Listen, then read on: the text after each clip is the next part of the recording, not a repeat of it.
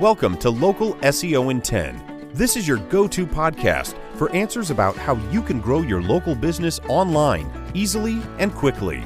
Brought to you by local SEO experts, Magnified Media in Walnut Creek, California.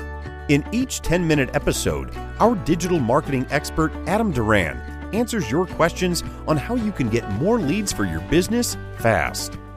Remember, if you're not taking care of this part of your business right now, you can bet your competitors are. And now, here's our host with the questions, Jamie Duran, and our expert with the answers, Adam Duran. All right, Adam. Hey, Jamie. All right. Boy, I can't wait to talk about today's topic. Why is that? Okay. Oh, I'm glad you're so excited. In my business, we take tons of photos of all of our... Oh, did I just spoiler? But yeah, we do lots of photos for our projects.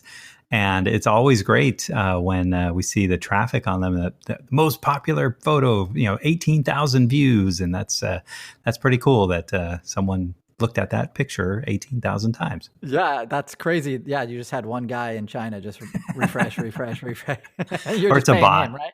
No, it's probably the bot from, Ergoslavia or something like that.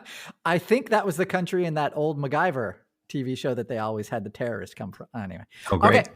Today we're going to talk about, that's right, Jamie, we're going to talk about photos and your Google My Business listing and why they're so important and why you should be taking them, how you should be taking them, and then what you should be doing with them afterwards. Okay? Yep. All right. All of these things we're going to talk about today.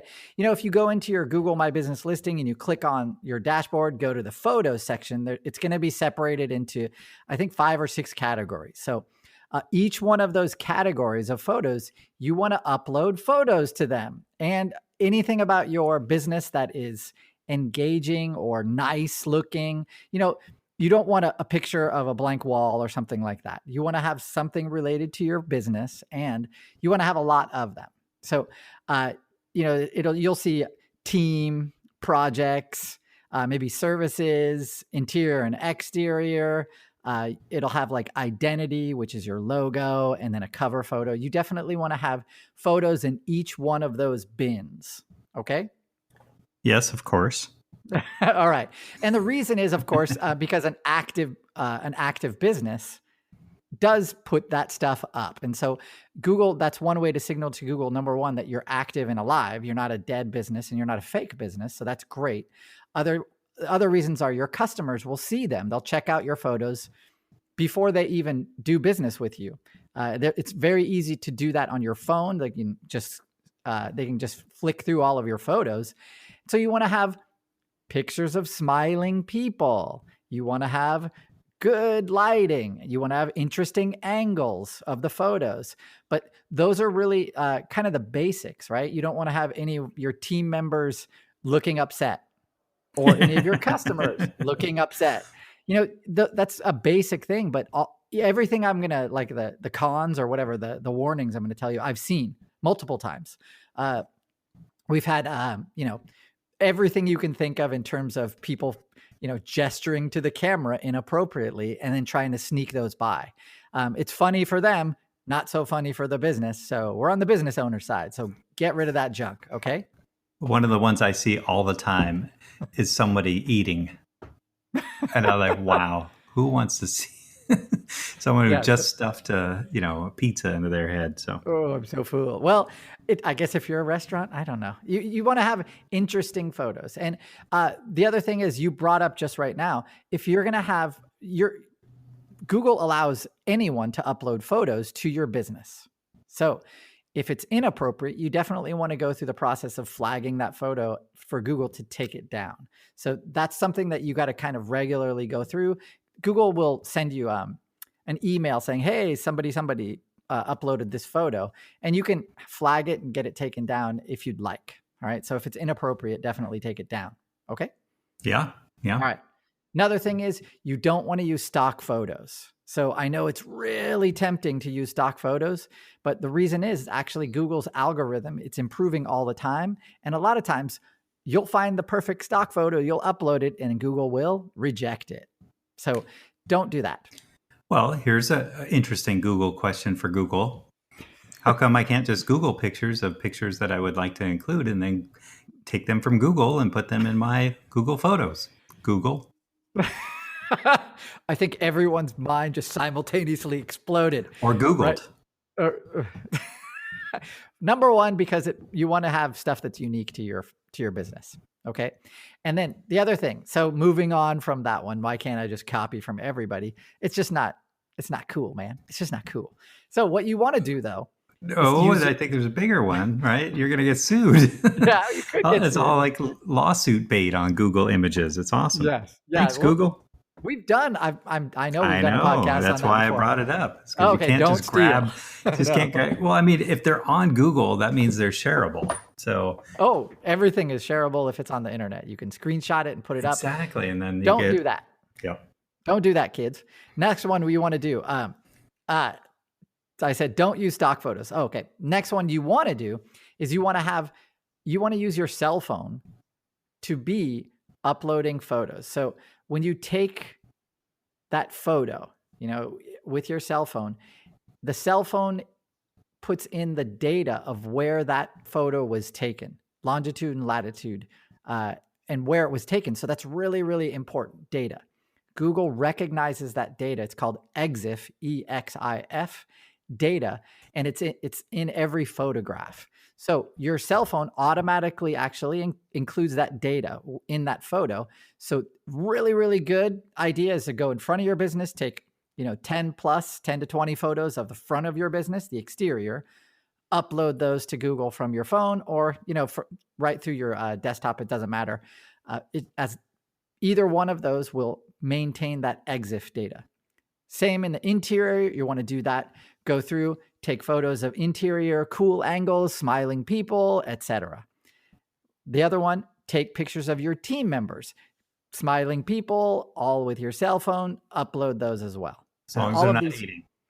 Yeah, no eating photos, just smiling photos, thumbs up photos.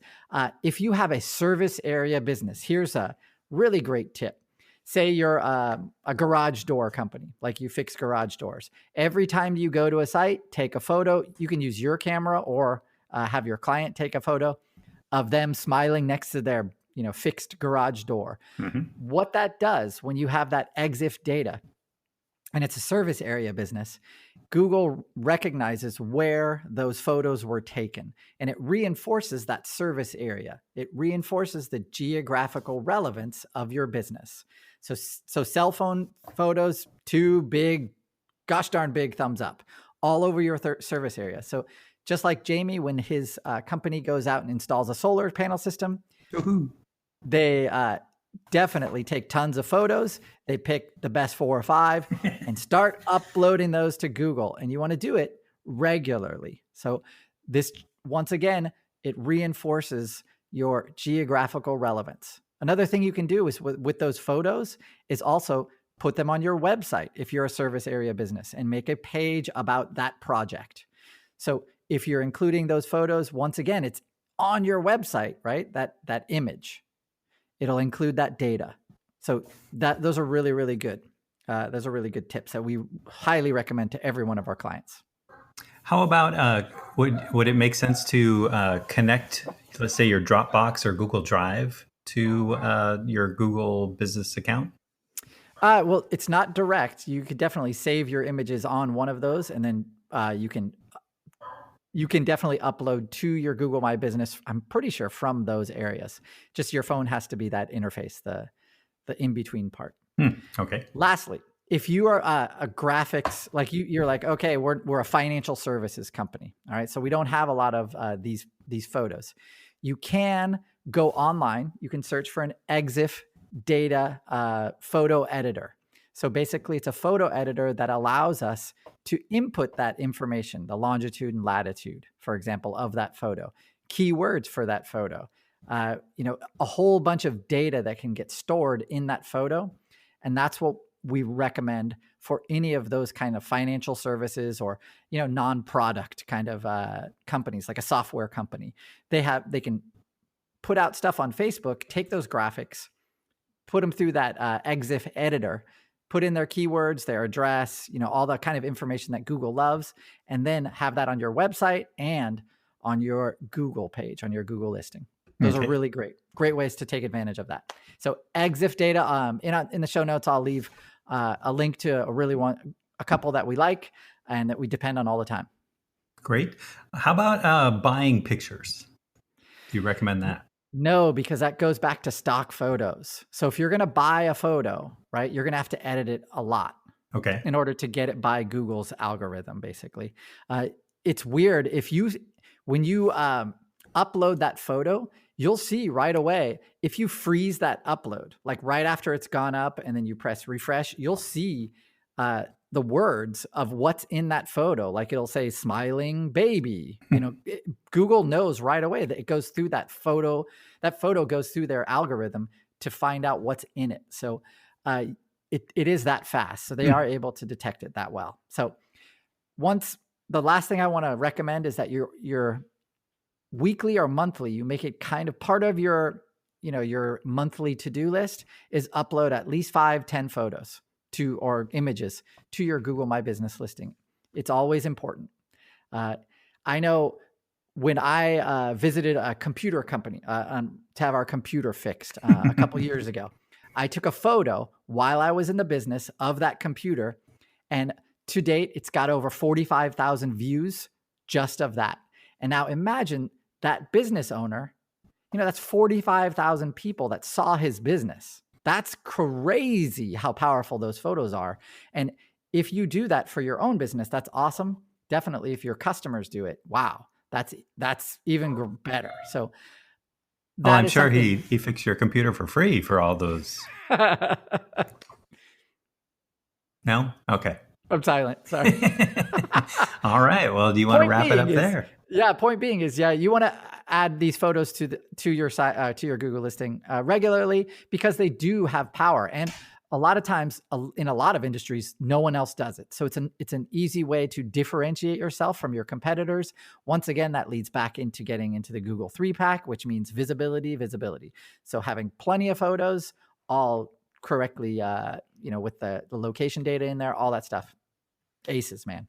Beautiful. Great. Sounds good. All right. Well, that's all I got. If you have any questions that you would like to address to Adam, make sure to visit our Facebook page, Local SEO in 10.